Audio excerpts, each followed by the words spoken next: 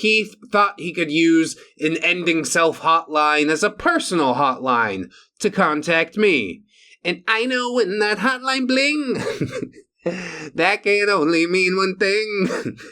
Ever since I left the city, you... Hello friends, trace amounts of science. The roosters are up and so am I, and I found a Neckbeard story the other day that somebody related to Sir Sam. Called it the second best Neckbeard story they ever read. And I said, gosh, I haven't read it yet. So we're gonna hit it today. It's got, 8 or 9 parts, so probably a couple videos. Should be a lot of fun. Thank you to user Chronic Insomnia for posting it. Let's get into our first story. Simply titled, Keith. So, word of warning, I am drunk and very tired. This guy recently showed up at my new place, so I figured I could relate the beginning of the mess that I am now in. You haven't mistyped a single word yet. You might not be drunk enough.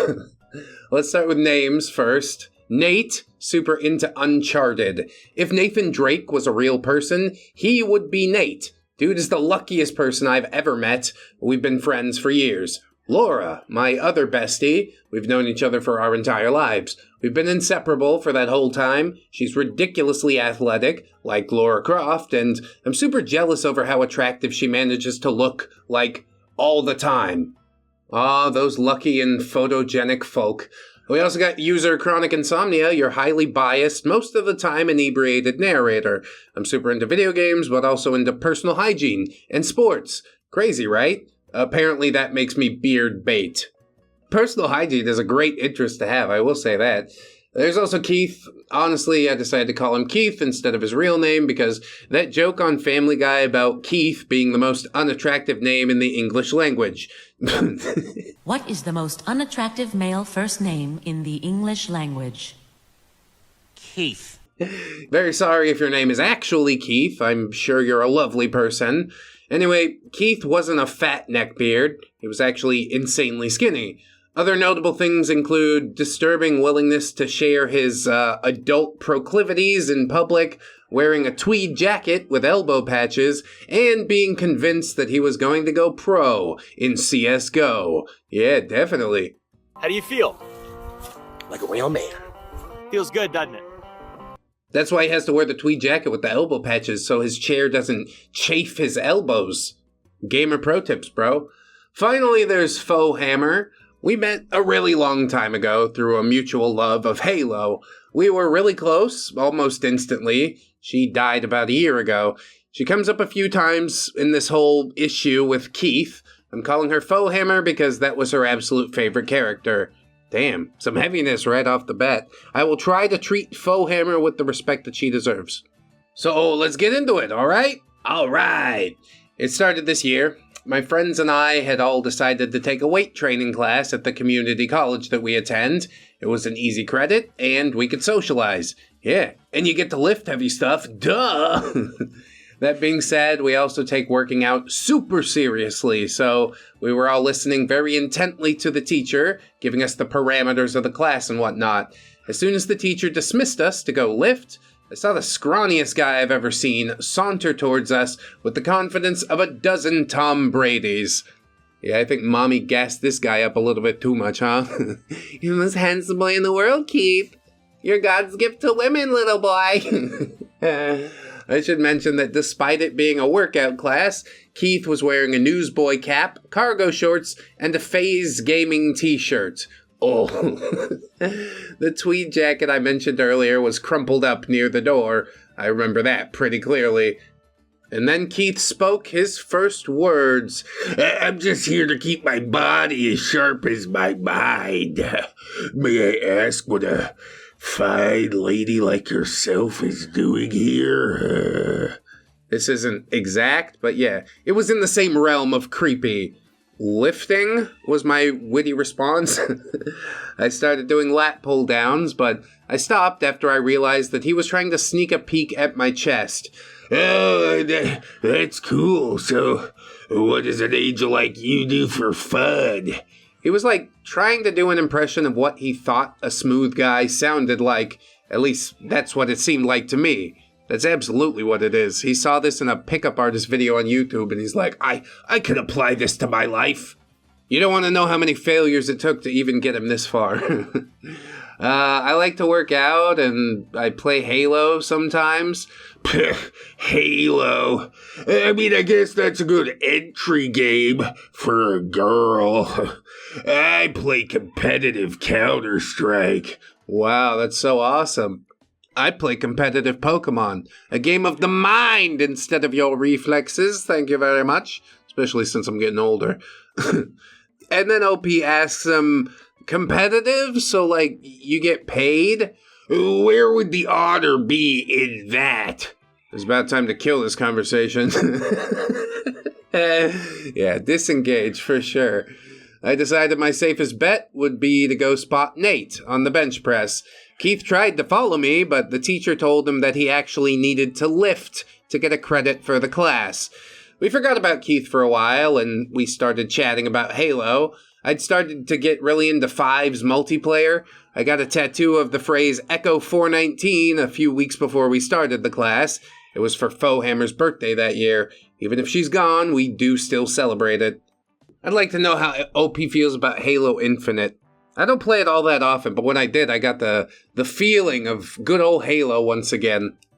For those of you who might not know, Echo 419, Fohammer, is this really badass female pilot in the first Halo game. My Fohammer was obsessed with her. She has like 4 lines, but she thought she was the coolest character ever. I mean, whatever helps you get more into the game, I think that's cool. The only thing I ever played in any Halo was the multiplayer, so I don't know anything about storylines and whatnot. Anyway, the tattoo is pretty emotionally significant to me. It's on my left wrist, and eventually I guess Keith spotted it in between gawking at me and Laura. I think you have a fan, Nate joked as he came over. I shot him a glare and turned to speak to Keith. That's a sweet tat, he said. I smiled and thanked him, trying to explain about it a little bit. I'm sorry to hear about your friend. I bet she wasn't half as cute as you, though. Oof. If you had any chance at all, you just fucking blew it. Yeah, your friend's dead, but she wasn't hot like you are. What? Oh my god. I remember this because of how much I wanted to hit him. I'm way too nice, though, so this conversation/train wreck somehow continued. I'd really rather not talk about it. This is kind of a rough time of year for everyone who knew her. At this point, Laura began to drift over from the pull-up station because she was getting worried about me. How did she die? God, dude. He's the worst. How can you be this socially inept? You fucked everything up in 4 lines of dialogue. It's the opposite. It's the nega Fohammer. Opie says, I don't normally get mad at that question, but he asked it, like, really weirdly, and I was a little angry about what he had said earlier. Who wouldn't be? I don't owe you any more of my time. I really don't want to talk about that either, I was saying, trying to find an escape route at this point. It wasn't embarrassing, was it? Was it drugs? It's okay. I'm here if you need to talk. I won't push you any further. He stroked my cheek and left before I could react. Excuse me, what? Yes, you precious, fragile little thing. I'll take your broken wing and make it all better. Or make you just as bad as me. I don't know. I'll have a lot of fun finding out. You? Yeah, you probably won't have so much fun. I was in tears and left the class for a little while to calm down. The class ended basically right as I got back. I went in to get my stuff, but Nate stopped me at the door, pressing my bag into my hands. He spent the rest of the class pacing around, waiting for you to come back. I figured you didn't need to deal with that, he said, followed immediately by, oh, sweet, $20. He had just dug a random 20 out of a pocket. I'm telling you, his luck was ridiculous. Yeah, that 20 just fell in there. But he does deserve it as far as I could tell. MVP plays bringing OP her bag. Old boy's probably still waiting for her back in the classroom. Hey, OP, you're back. Wanna grab some food? Keith saw me and shouted from inside the weight room, Oh man, cover's blown. Nate rescued me again. Actually, we're meeting some high school buddies at a bar. We're all 19. It'd be kind of rude for her to bail on them, you know? And we just kind of rushed off after that. I thanked him profusely, and we ended up getting food at this tiny pizza place that we found while looking for a fast food joint. Anyway, sorry if it was, hard to read it all. There are a few more parts to this if people are interested. Thank you for reading. I mean, it was a good, if passive-aggressive escape. You really need to draw the line in the sand with people like this. Paint it up right on the wall for their viewing pleasure. So things will devolve further. Hell of a cringy start, though. Don't talk about the dead best friend, please. The only thing you're allowed to say is condolences, all right? Anyway, let's get into part number 2, and it's called Keith, Part 2. The contest for Milady's heart. That's right, if I can't have her by interacting with her, then I'll have to come up with a scheme. A video game contest. Okay, cool. Hey everyone, you guys seemed like you were interested, so I'll continue. Returning characters. Yep, we know them. There's also Indy, who's an older dude in the class. He's an ex-Marine and 40. He does triathlons and plays a dozen men's league sports. Super nice and always willing to give advice or a spot if you need one. How'd he get his name? He dresses like Indiana Jones, or does he just listen to the Shins a lot? Alright. Even after the first day of class, we still had high hopes. The teacher had told us to do 1-rep maxes to get a baseline for where everyone was at. I partnered with Nate, mainly because he was really good at pushing me past any mental walls I had. After warm-ups, I got through my max pretty quick. I maxed out at 180 pounds bench pressing. Damn! When I lift, my music of choice is something ridiculous, usually, like DMX or MGK. It gets me pumped. What can I say? Hey, you like what you like. Thrash metal does the same thing for me. So Nate and I swap. I don't like to babble on about him, but he's really fit. He does kickboxing, archery, swimming, and parkour, to name a few things. I honestly wouldn't be surprised if he turned out to be a vigilante or superhero of some sort. That would be a great twist. Write that in. He's sort of a superhero in his own way, isn't he? He's like Domino with the good luck, and then he's I don't know, basically every other superhero ever with his rescuing of miladies. Legitimately. Not even doing it with expectation in mind, just being a stand-up dude. Anyway, it is at this point where Keith comes in. He started raising a massive stink about doing his max. Nate was lifting in the 300s range. He racked his weight, and it made a particularly loud noise. This drew Keith's attention. See? He was yelling something at the teacher. I don't need alpha male bullshit like that to assert myself. We've moved past that as a society. He kept glancing at me while he said this. What is this really about? You want to be big and strong like that guy, but you don't want to put in the work. Instead, you'll cry bully and just complain about it. You're a fucking worm, Keith. That's what you are. Society needs men like Nate to hold it together. We could use infinitely less Keiths, if I'm not being clear enough.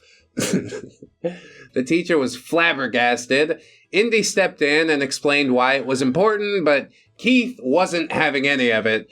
I made a point of focusing on spotting Nate and put in my other earbud to tune him out. Apparently, he decided that he had to participate in this alpha male BS because the teacher did eventually leave him alone. He worked his way over to me. I was keeping an eye on him using my peripheral vision, while also making sure that Nate didn't kill himself with the weight that he was benching. Which at 300 pounds, that's a serious concern. I couldn't possibly be crushed by the amount of weight that I can lift. See, that's how you keep yourself safe. Keith was just standing there, trying to figure out something witty to say. Eventually, Nate racked his weight and laid there for a second, resting. Quick as a flash, Keith yanked one of my earbuds out of my ear. Would you like to come watch over me while I lift, beautiful? No, go hydrate. You're looking a little thirsty. I need you to stand there and hydrate the entire class. Just leave me alone forever. Now, 3 things pissed me off here, says OP. 1, he took my earbud out of my ear. That is a major fucking button for me, so I was already seeing red. 2, he was distracting me when I was supposed to be spotting someone. 3, his sudden reversal on maxing once he thought that it could get him into my pants. No, Keith. No, I don't. I'm partnered with Nate. I said this through teeth gritted so tight, I was afraid I was going to break them. Fine. I figured it would come to this. Uh-oh, he's starting his anime villain arc, everybody. His eyes narrowed and he rushed back towards his bench. Nate looked at me concerned, but we figured he could handle whatever happened next. Well, Nate starts benching again. He's coming up on his max, and I can see his arms starting to wobble. So, confession time, I was more than a little into Nate at the time. I know, OP, everybody knows. Even stupid Keith knows. You think you're keeping a secret, you're not. I was so focused on him that Laura had to explain to me what Keith was doing after the fact. Keith was just benching the practice bar. Every 2 sets, he'd glance over at Nate and grunt, and then keep benching. She explained this to me after the fact. Yes, as stated, but that is hilarious. He's like, I gotta catch up. Yeah, start with the practice bar. 10, 15 pounds, that should be enough to get me some gains. I'm like, dude, you should be able to lift that with one hand, easy. I think the thing that Keith needs to learn is just to focus on bettering himself. Don't compare yourself to a bunch of other people. Especially when you're doing terrible, because you're just going to get sad and demotivated. Like, part of me does want him to feel that way and then quit, but the other part of me says maybe he could be the muscle monster that he wants to be. But not by benching the practice bar. Nate finally maxed out and sat up, panting heavily. Keith came over, face totally grim. You win this round, he said. Nate shot me this look like, what the fuck's going on? What? Nate replied. The next challenge should be in my sphere of influence. He was doing his best to look thoughtful. Yeah, stroking his few wispy chin hairs. He really does think he's in an anime. Dude, what the hell are you talking about? Nate was starting to get pissed, and so was I. I think a challenge of wits is in order, he said. A video game, perhaps? Alright, I spanked that ass in Tetris 99. Let's go? For what? What fucking contest? Nate stood up and took a menacing step towards him. For the lady's hand, of course. Oh, of course. He was a picture of elegance. Phase t-shirt, drenched in sweat, face bright red, slowly stepping backwards to get out of Nate's reach. I'm not gonna play any video game with you, dude. I am much, much closer to hitting you. His voice was frighteningly calm. You need to leave right fucking now, I said. I was angry to the point that my brain and thought process was basically a gif of Honey Badger on loop, just crazy animal anger. That's right, Honey Badger don't give a fuck. I will save you, he whispered. Oh, God. He then pulled on his tweed jacket, straightened it, and left the room. So, here's the theory we have about that whole day. I mean, I'd give my own theory, but it's probably exactly the same as yours. It's very clear to see what's going on here. Keith apparently thought that having me as a spotter/companion was a prize to be won. He busted his ass benching the 5-pound bar in order to impress me. I was too busy making moon eyes at Nate, so he decided a show of his immense intellect was what would make me fall for him. He also seems to be convinced that Nate is my maltreating jock boyfriend. In other words, guess what I found? If your guess was a Keith's Pickup Artist website/vlog, then you'd be absolutely correct. Dude, I told you, I knew it, just from the way that he's acting. Who's actually taking advice from this failure? I would hate to meet those people. I'm picking through the crazy right now, but expect to post about it tomorrow, most likely. Next time, Keith disrupts my volunteer job and shows up at a private outing. Ninja edit/disclaimer, the dialogue's my best recollection. Odds are some of it's not exact. Exact dialogue doesn't matter. What really matters is the events of the story. Super skinny little manlet trying to press a 5-pound bar and winding himself like... That's adorable. We all gotta start from where we gotta start from, but like, that seems exceptionally low, doesn't it? Maybe he was just doing really fast reps. He's like, if I do more reps, then I win. What the is this piece of sh**? Well, he's doing 300, you're doing 5. So for every 1 rep that he does, you'll have to do 60. But it's not all that surprising because, yeah, he's not capable of much. Anyway, we'll continue on and hear about Keith's pickup artist website next, and that will certainly be a treat. Keith's PUA website. See, it's a very straightforward titling system. Alright, guys, I threw up a little in my mouth writing this, but you guys wanted to know. So, Keith's website had a few different sections. Tips and tricks, feminine mystique, the alpha male mindset, company blog, and success stories. And then you go to the success stories page and it's just blank. Still under construction. So the first thing I did was click tips and tricks, as you should. Here's an example. Tip of the day. Getting in her face and taking control is the only way to show her you're strong enough to protect her. Tell her, don't ask her out, and she'll be putty in your hands. Yeah, how's that been working out for you? Can't you see you're not actually helping any men? You're just making women's lives worse. Below that tip was a stock photo of, like, James Dean, I think. I mean, most women would be putty for James Dean. All he's got to do is show up. He's a good-looking man. Keith's wardrobe suggestions. Oh, I've been meaning to class up my wardrobe. What you got, Keith? Women need sophisticated men in their lives. They know they do. They just don't want to admit. You don't need a 6-pack abs if you have a smoking jacket and the panache to back it up. Oh, God. Smoking jackets are cool. But again, can't you tell? You're not improving anyone's wardrobe. You're just devaluing the smoking jacket. You have no panache at all. Accept it. Those were 2 of the less crazy ones. Moving on to the feminine mystique. Ugh, shudder. He uses this page as an opportunity to rant for way too many paragraphs about how society has changed female perspective. He talks about the pre-Civil War South as if it was a golden era for civility, and when the gentleman would get the girl. I don't think Nate would last too long. Somebody'd challenge him to a duel and he just wouldn't show up. You gotta move out of town. You've been shamed. Shame. Shame. He's probably just gonna move to the next town over and buy a human being, since that's something that you could do at that point in history.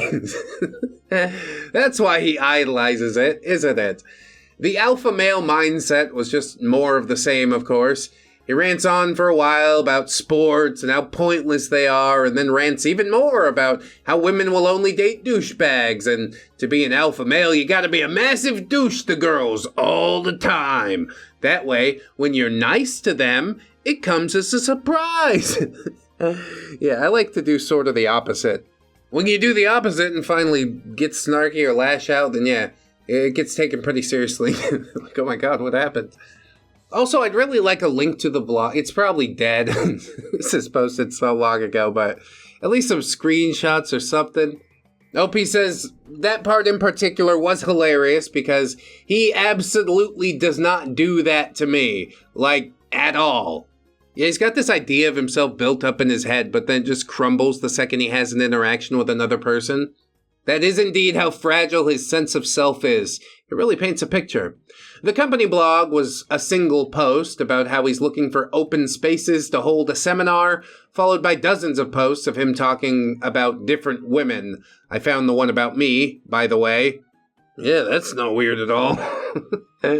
What do I say about OP? Not my real name, of course. He used fake names for the girl's protection. Then how do you know it was about you? Whatever, I guess you put 2 and 2 together. That's either like super great self-awareness or like super great neuroticism. OP is a wily one. You've also got your classic alpha male old world caveman roadblock to get through. Fear not, though, dear readers. Nothing stops me once I set my mind on someone. Weird flex, but okay. Not a statement I'd ever make in public. No stop, I'm not enjoying this anymore is enough for me to stop. Should be enough for you, too. But instead, you gotta be a creep about it. She's gonna be my greatest challenge yet. God. I just need to show her I'm gonna be there for her more than this oaf. A friend of hers died at some point, and for those of you taking notes, it's a perfect way in. Oh my god. Are you serious right now, bro? Despite how badly he bungled it, he still thinks like, yeah, that's the entry point. Are you out of your mind? He must be. Establish yourself as a caregiver and give her a shoulder to cry on. She'll be all over you after that. It's only a matter of time. That's right. Just keep orbiting, Beta. Eventually your moment in the sun will arrive. Isn't this also like the antithesis of the advice he was giving earlier? It's like, oh, you should be a douchebag all the time. Is a douchebag gonna let you cry on his shoulder? I think not. Anyway, that's end quote, and OP says, that's all for now, folks. It only gets creepier from there. I'm gonna shower and scrub all my skin off. Thanks for reading. Yeah, very welcome. I would like to peruse this vlog, but I don't know, it's probably just a crappy Angel Fire website, no formatting or anything. He does know how to embed images, though, so hey, that's something. I think the thing that disgusts me more than anything else on the website was like, yeah, she has a dead friend. It's a way in. You need to use it as leverage, like... It really paints a picture of who you're dealing with here. After seeing something like that, it's time for me to GTFO, but I don't know, I guess they go to class together sometimes, so it's a little bit more difficult. Don't worry though, Nate's gonna keep running interference. There's no way that Keith can deal with the oafish caveman on his own. It's a weightlifting class, it's not a sphere of intellect. He's gonna win every time. Give up, lay down, shut up. Anyway, next part, Keith, part 3. I guess the vlog stuff was like an interlude. That's fine. Hey, y'all! Part 3 is here, finally. Customary warning about my drunkenness is in effect. I desperately needed a drink after what I read today. That's right, good old alcohol. Snack time anytime. Carried around in a flask. This story was even more infuriating having read what I did. You guys have to understand that I just found the website. I'm going to be screaming at myself just as much as everyone else. This was about a week and a half after the last story. Keith was keeping up a pretty steady pace of creepy for that time. Returning characters OP, Nate, and Keith. We've also got Goose, my wing woman at my volunteer job. She's always there to pick up the slack when I need her to be, super reliable, and an all-around awesome person. There's also Bambi, new volunteer, gets a nervous stutter sometimes. Okay, so let's do this. Nate and I answer calls for a sewer sliding crisis hotline. It's gotta be tough work. I've been doing it since I was 14, and I take it very seriously. It's a weirdly chill work environment, despite the subject matter that we deal with. I find that the heavier the subject matter, the cooler the community. Because like after the subject matter, you need kind of a break. You don't feel the need to punch the gas all the time. I think that's why the ReddX community is so chill and strong and amazing. Especially if you watch the video this far.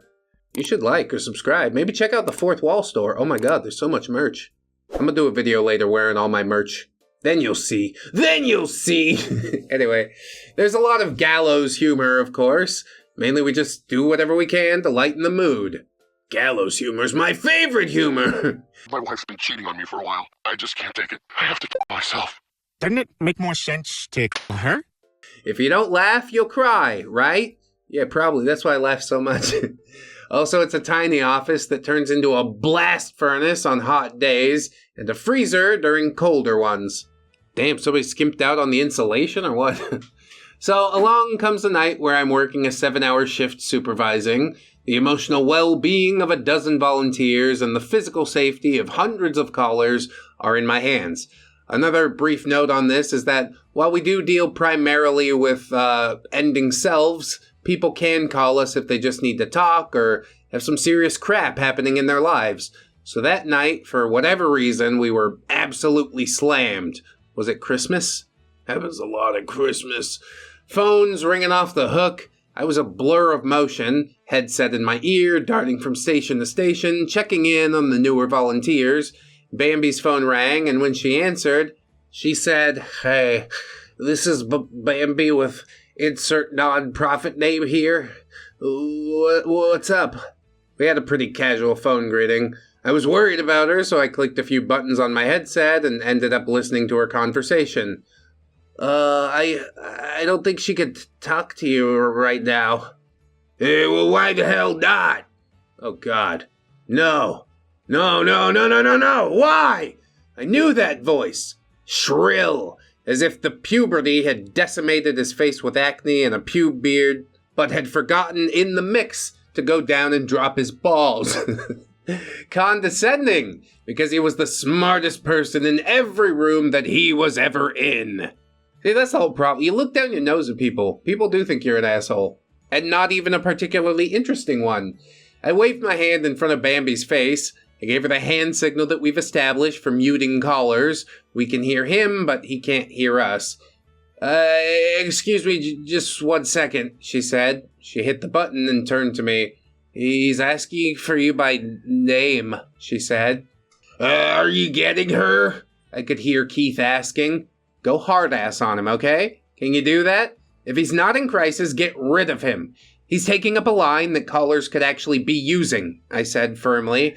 I snapped my fingers at Goose, who's eyeing the situation with growing concern. She puts on a headset and walks over. Take over.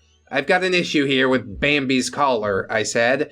Goose turned on her headset and began darting from station to station without saying another word. Hello? I asked to talk to OP, Keith said. I'm the caller. You have to listen to me.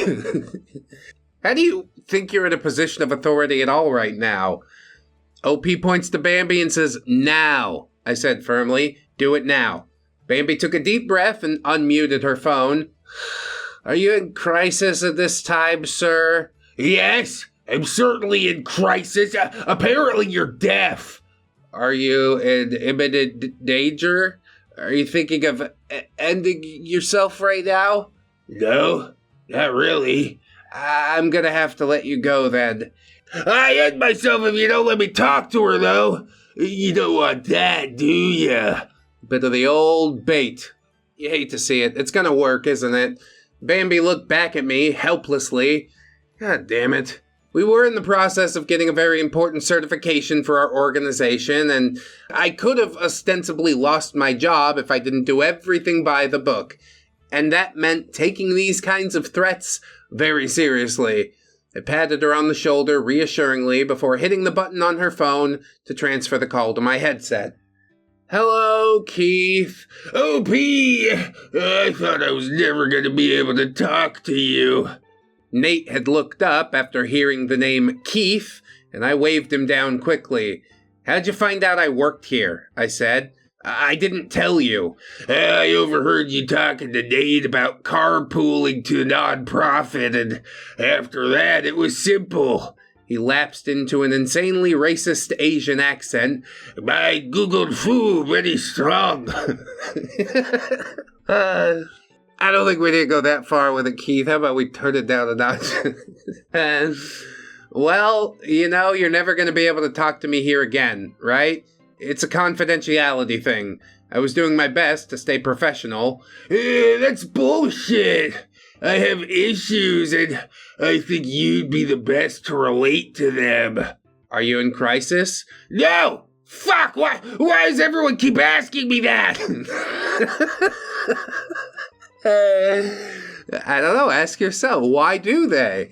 The lack of awareness was actually staggering. We are a crisis hotline, I said slowly. And I want to talk to an employee of a crisis line.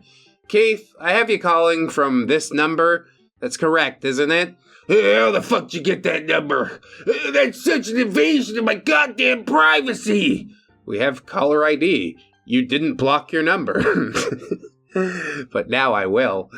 Keith, if you're in a crisis, I can have a police car sent to your house. If you're not in crisis, I'd like to inform you that prank calling a crisis line is a federal offense. No, I'm fine, I promise. Click. Nate comforted Bambi, taking her to get a glass of water, while I was actually shaking with anger. So, that's the story of how Keith thought he could use an ending self hotline as a personal hotline to contact me. And I know when that hotline bling, that can only mean one thing. Ever since I left the city, you. Anyway, in the next episode, Keith crashes a private gathering we made the mistake of mentioning in class. Yeah, you think you would have learned after he found out where you worked. He's always listening. He's got nothing else going on. Edit, the plan so far that I talked about with Nate was showing his mom the pickup artist website. We're not going to be able to get a hold of her till next week, and we don't have any of her contact info, but we are working on that part. Does he have his, picture on the About page?